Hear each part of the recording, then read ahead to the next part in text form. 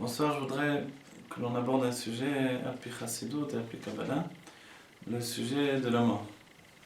Pourquoi la mort? Parce qu'au bout du compte, le sujet de la mort lui-même, c'est le sujet essentiel qui définit la finalité de tous les temps, de tout le travail de toutes les époques.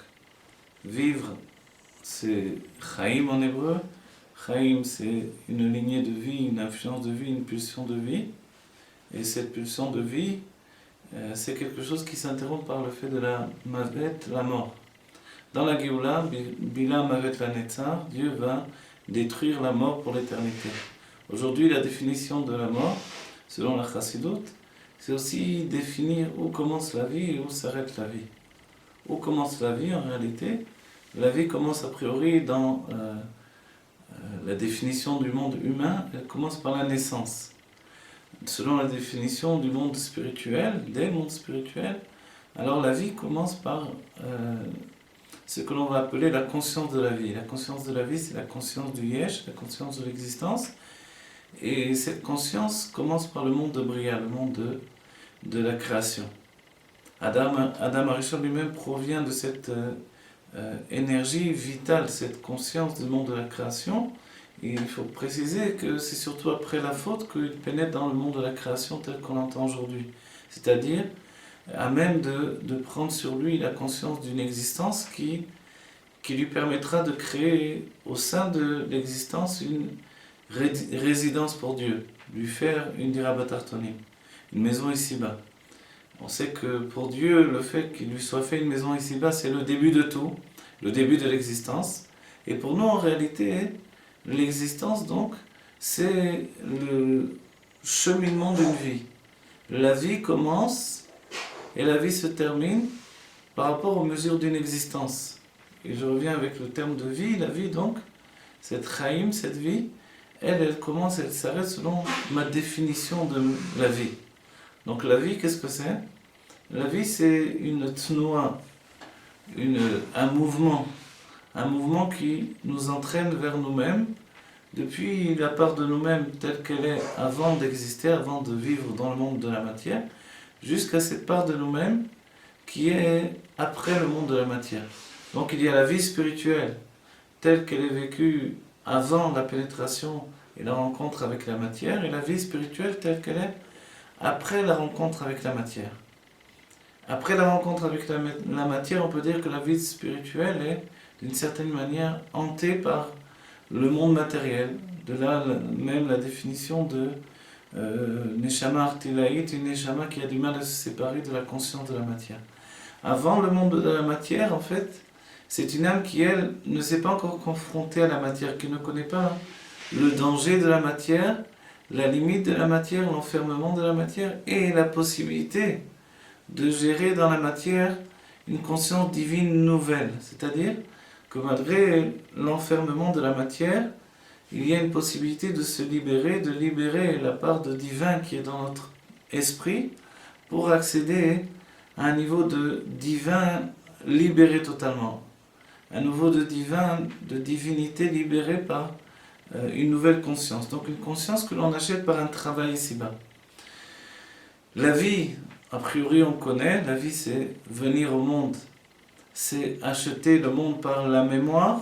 Donc la vie fonctionne par un système mémorial. On apprend à voir, on apprend à entendre, on apprend à parler, on apprend à marcher, on apprend à réfléchir, on apprend à retenir des données, on apprend à considérer le monde selon une optique non seulement visuelle, mais visuelle qui entraîne une équation intellectuelle de la vision, c'est-à-dire que par la vision, on enregistre des états de vie, d'existence, et ensuite, notre travail, c'est d'expliquer ces états de vie et d'existence par l'intelligence. L'intelligence qui, elle, va définir pourquoi ce que je vois est inscrit dans l'existence de telle à telle manière, de telle et telle définition. Cet objet s'appelle un objet d'un tel nom parce qu'il répond finalement à une définition qui, elle, est entrée dans la mémoire de l'humanité depuis la nuit des temps et peut-être auparavant, est entré dans cette définition-là. Donc il faut que l'esprit s'habitue à intégrer des définitions humaines. Et évidemment, on pourra dire que si une personne n'a jamais été confrontée au mode de l'existence et aux définitions humaines, alors cette personne ne pourra jamais définir les objets matériels usuels qui sont autour de nous de la même manière que l'intellectuel ou que l'homme civilisé tout simplement.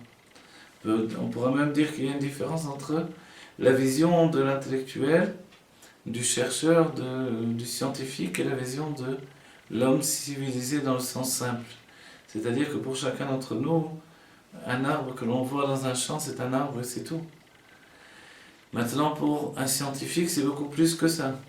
On pourra rajouter que dans le monde naturel, pour un agriculteur, l'arbre, c'est déjà autre chose, etc., etc. Ainsi de suite, on verra que les définitions vont changer selon la personnalité, selon le métier, selon les habitudes, selon le degré d'observation et de conclusion d'une personne. Donc, on peut dire selon son éducation. De la même manière, si l'on a compris ce point-là, on peut très bien comprendre que dans les mondes divins, les mondes des âmes, alors il y a des définitions qui ne sont pas encore des définitions humaines. Et la définition de vie et de mort dans les mondes divins, alors ce n'est pas la même définition que dans ce monde ici. On verra que dans le monde de la Kabbalah, la mort, c'est la brisure des réceptacles. La brisure des réceptacles, c'est le fait qu'il y ait eu un monde avant le monde de Hatzilut, qui est le monde de l'organisation, de l'équilibre. Il y a eu un monde où finalement les lumières étaient trop puissantes, des lumières d'un plaisir absolu, et les réceptacles n'étaient pas à même de laisser pénétrer cette lumière et de pouvoir gérer cette lumière. En d'autres termes, en termes psychologiques, gérer cette lumière, selon la Chassidut, alors ça veut dire intégrer finalement une lumière dans une conscience de la lumière, dans une conscience intellectuelle, dans une conscience humaine, dans une conscience des sentiments. En fait, intégrer la lumière, pour le réceptacle, c'est être à même de laisser pénétrer le plaisir absolu, le désir absolu, et lui donner une définition limitée, telle que la volonté qui devient elle-même source de sagesse, puis de tout ce qui va venir ensuite, jusqu'à la finalité d'une expression intégrée par la personnalité de celui qui reçoit l'information. Alors quand la lumière vient et pénètre dans la personnalité, il faut qu'elle soit gérée par la personnalité pour être d'une certaine manière recrachée à l'extérieur. Et auparavant, il faut qu'elle soit avalée totalement. Avalée, puis digérée. Ces définitions seront prises par les Rebbeim pour dire que la Chassidut apportera la Géoula lorsque finalement elle sera cette sagesse qui est intégrée, la sagesse du Zohar, la sagesse de la Kabbalah, la sagesse de la Chassidut sera intégrée d'une manière où elle sera devenue une parnassa. Une parnassa, c'est-à-dire quelque chose qui pénètre et qui nourrit la personnalité. De la même manière que la nourriture va nous nourrir, alors la parnassa, c'est la sagesse qui va nourrir la personnalité. Nourrir, c'est aussi comprendre que c'est mon mode de vitalité essentiel. De la même manière que la matière que l'on va ingérer par le fait de se nourrir, la nourriture que l'on va intégrer devient une source de nourriture. En fait, la nourriture spirituelle doit devenir finalement l'essentiel de notre nourriture, et non pas la nourriture matérielle. De là, on peut comprendre que la vie et la mort est liée également au fait d'intégrer et de rejeter. Intégrer une âme pour le corps, c'est devenir vivant dans les normes de l'existence. Rejeter ou recracher une âme pour le corps, c'est passer au stade de mort. Le corps lui-même, selon la Chassidut, il est défini comme ayant une vie qui lui appartient, une vie autre que la vie de l'âme. C'est une vie du corps qui est une vie morte, dira la Chassidut. Une vie morte, qu'est-ce que c'est? C'est une vie qui n'a pas à proprement dit, de définition de vie, selon les normes de l'existence. C'est-à-dire un corps qui ne bouge pas, un corps qui ne respire pas, des yeux qui a priori ne voient pas, des oreilles qui a priori n'entendent pas. Et pourtant le corps existe à part entière, et le Tzemar Tzedek dira qu'il existe de cette manière-là que quand l'âme le quitte, il reste toujours existant dans le monde en tant que matière existante. Donc il existe, il ne disparaît pas. L'âme, elle, dans le monde de l'existence, quand elle a quitté le corps, elle arrête de se dévoiler dans l'existence, donc elle ne semble plus exister. De là la connotation de mort qui s'apparentera au rejet de l'âme par le corps. Donc lorsque le corps va rejeter son âme, il devient mort. Le fait même de vérifier finalement si une personne est vivante, c'est est-ce que la personne a encore une neshima. Neshima, c'est une respiration. En hébreu, le terme neshima s'apparente au terme neshama. Neshama et neshima, on voit que ce sont les mêmes lettres finalement. Cette neshama, cette neshima en fait, c'est quoi? C'est le fait d'une respiration. L'âme respire, ou l'âme donne au corps de respirer. Qu'est-ce que c'est la respiration du corps? C'est un mouvement de va-et-vient qu'il y a de l'âme dans le corps. L'Admorazaken dans le Torah Or compara ce mouvement de va-et-vient au mouvement de la flamme qui s'élève et qui redescend sans arrêt, qui est un mouvement de haut et de bas, de va-et-vient. De la même manière, les influences divines ne viennent pas d'un seul trait dans ce monde, mais intervertissent influencent dans ce monde par un mode de va-et-vient. Le mode de va-et-vient dans ce monde, finalement, c'est le fait que l'interaction des lumières dans ce monde, elle n'est pas directement une action directe, elle est totalement un va-et-vient de la lumière. Maintenant, cette notion de vie et de mort, puisque la vie, c'est la continuité de l'existence, la mort, a priori, on pourrait penser que c'est la fin de l'existence. Et en réalité, c'est vrai, puisque l'existence, c'est avoir conscience de son existence dans le monde du mode matériel. Ou le contraire, dans le mode du monde matériel. C'est-à-dire, j'ai conscience de mon existence, alors finalement je suis vivant. Lorsque j'arrête d'avoir conscience de mon existence, je suis appelé mort. Mais quand on voit les choses de manière différente, quand l'on place le point de perspective dans le monde spirituel, finalement, exister, c'est avoir conscience de l'existence de Dieu. Et arrêter d'avoir conscience de l'existence de Dieu, alors, c'est mourir. Si bien que les mondes qui commencent à s'appartenir, les réceptacles qui commencent à porter une définition de leur propre existence ou une sensation de leur propre existence, finalement rentrent dans la mort. On expliquera que la force de la Malchut, l'élément de royauté divine, ce même élément qui se trouve dans le monde de Hatzilut, le monde de l'émanation qui va nous juger au moment de Rosh Hashanah, alors finalement la force de la Malchut, de la royauté de Hatzilut, du monde de l'émanation, ce sera justement de pouvoir rentrer dans le monde de la mort, ou dans un autre terme, dans le monde de l'existence. La Malchut, il est dit, Raglea Yordé Mavet, ses pieds descendent dans la mort. Et en fait, cette définition des pieds qui descendent dans la mort, c'est justement les pieds qui représentent le monde de l'action. En fait, ils occasionnent que pour tous les mondes, il y a une descente dans la mort. Tous les mondes doivent descendre de plein pied dans le monde de la mort, qui est le monde de l'existence. Et en fait, plus on se sépare de Dieu, et plus on commence à mourir.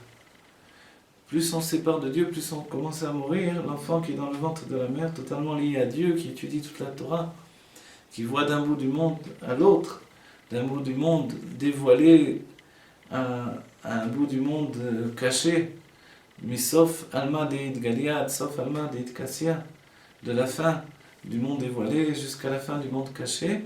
En fait, cet enfant, lorsqu'il quitte ce monde de l'éternité absolue, de la perception du divin, du fait d'être avec Dieu totalement, alors les sages nous diront que lorsqu'il commence à vivre, il commence à mourir. L'enfant qui vient au monde, il commence à mourir, c'est-à-dire qu'il commence à se séparer du monde de l'infini, de la vie éternelle, de la vie véritable. Et il commence à s'attacher de plus en plus à la vie du monde matériel. Et notre travail d'éducateur, c'est de faire que, par le biais de la vie qu'il ingurgite, par la nourriture, par la conscience, par la connaissance, par toutes les informations qui le relient, et l'attache au monde de la matière, alors notre travail d'éducateur chassidique et on va dire spirituel en général, sera de faire que le monde de la matière ne l'enferme pas, mais qu'il réussisse finalement cette tâche qui semble impossible, qu'il réussisse à le libérer au-delà de son enfermement précédent. C'est-à-dire que même s'il était dans le divin, dans le fait d'avoir accès au divin de manière naturelle, il accède désormais au divin par le fait d'un travail personnel qui viendra nier la matière du monde dans sa phase d'enfermement et viendra la désigner comme un moyen de libérer le divin, comme un moyen d'exprimer le divin et de par là même, lorsque le divin pénètre dans la matière, il dévoile qu'il est vraiment infini. L'infini d'avant la rencontre avec le monde de la matière, ce n'est pas encore un infini véritable. Et c'est pour cela finalement que la vie et la mort, la notion de vie et de mort, c'est aussi le fait de libérer l'enfermement. Le monde de la Torah dira que celui qui est un impie, un rachat, il est appelé mort. Rechaim, Nikraim, Metim, Bechayem. Les impies s'appellent des morts pendant leur vie. Pourquoi ? Parce que finalement, si le monde de la matière ne sert pas à dévoiler Dieu, alors c'est un monde qui tue. Il tue l'âme, et comme il tue l'âme, il tue la raison même du corps matériel. Donc il tue l'âme dans le corps et le corps pour sa raison pour laquelle il a été créé, c'est-à-dire dévoiler le divin et dévoiler l'âme dans ce monde matériel. Dans ce fait-là, il tue même la raison de l'existence.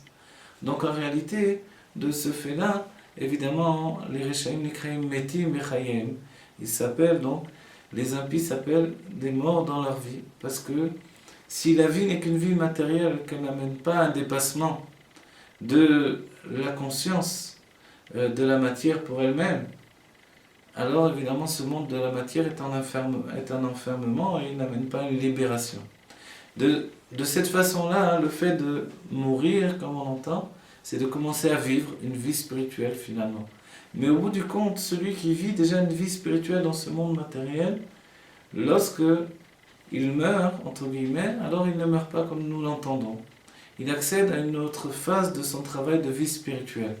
C'est bien que dans cette vision des choses, le monde matériel est un monde spirituel dans lequel il y a aussi une confrontation avec une limitation qui porte en elle finalement un désir insensé. Ce désir insensé, c'est ce désir de s'affirmer comme une réalité absolue. Et la Chassidoute expliquera que c'est par le fait de la présence de l'essence dans le monde matériel que la matière du monde peut s'affirmer comme une réalité absolue, une existence absolue. Cette existence absolue, alors, c'est tellement puissant que finalement, l'âme elle-même peut être détournée de sa voie originelle. Son chemin, son travail, c'était de venir pour entraîner le monde vers l'élévation, entraîner le corps vers l'élévation. Et elle peut, de la force incroyable qui se trouve dans le corps et dans la matière du monde, elle peut être amenée à chuter et à perdre sa part d'infini. C'est ce qui peut s'appeler le fait de karet, chayav karet.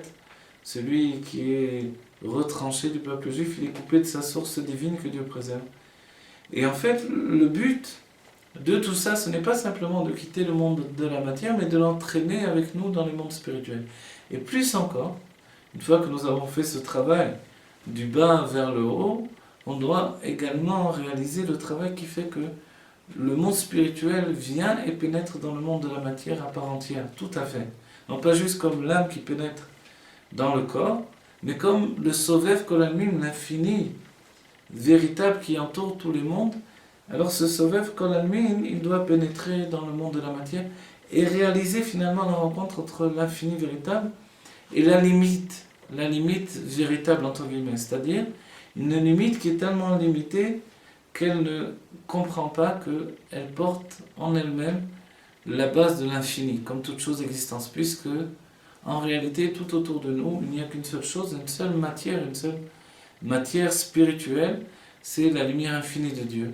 Et cette lumière infinie de Dieu, c'est plus qu'un message, c'est plus qu'une existence infinie, c'est Dieu lui-même qui se trouve dans l'existence. Et c'est le propre même de l'explication du Tzimtzum selon la Chassidoute.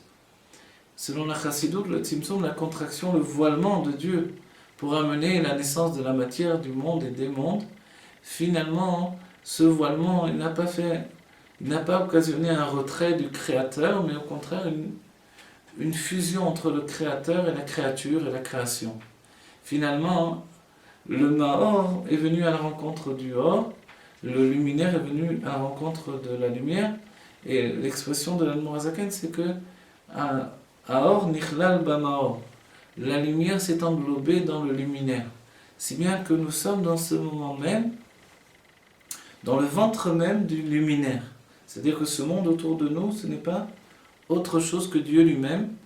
C'est Dieu dans toutes les facettes de son imagination, entre guillemets.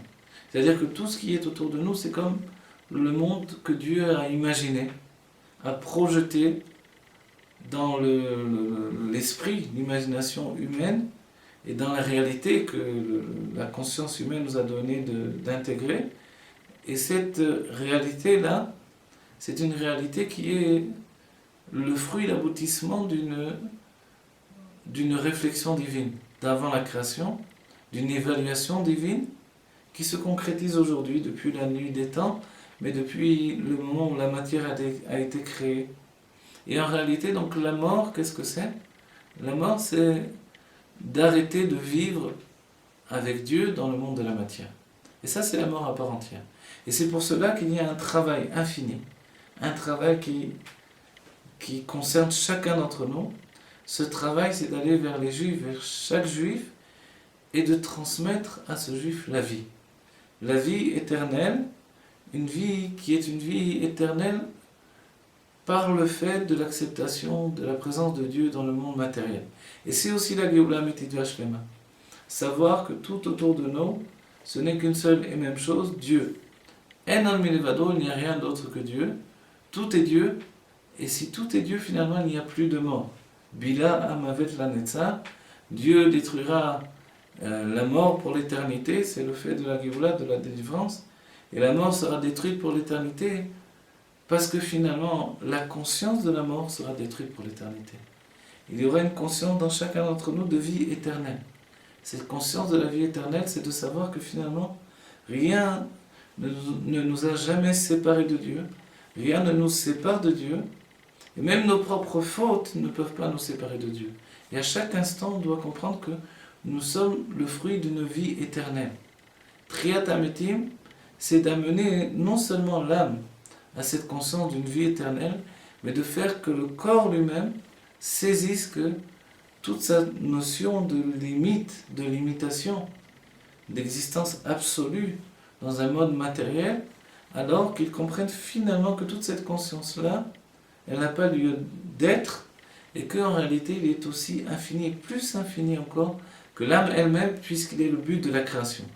Lorsque, en plus de l'âme intellectuelle, en plus de l'âme divine, l'âme intellectuelle, l'âme animale, et enfin le corps lui-même, auront compris que Enon Milvado, il n'y a rien d'autre que Dieu, que tout est Dieu autour de nous, que de nos yeux de chair on pourra voir Dieu, alors finalement ça sera la vie éternelle et la résurrection des morts.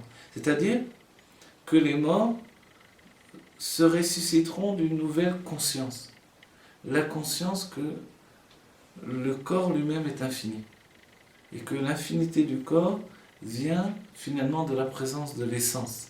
Cette même essence qui donnait au corps de sentir qu'il s'était créé lui-même, en fait cette essence, lorsqu'elle est perçue pleinement, également par la fusion entre l'âme et le corps, par la fusion de tous les états d'existence de l'être, alors finalement on accède à une vie éternelle. Enon milvado, il n'y a rien d'autre que Dieu. Voilà, quand on arrive enfin à la Géoula Mitidva Shlema, à ce moment-là où Enon milvado, il n'y aura rien d'autre que Dieu pour chacun d'entre nous dans une conscience pleine, totale, et que ça soit enfin la Géoula Mitidva Shlema, Teref Mian Mamash, immédiatement.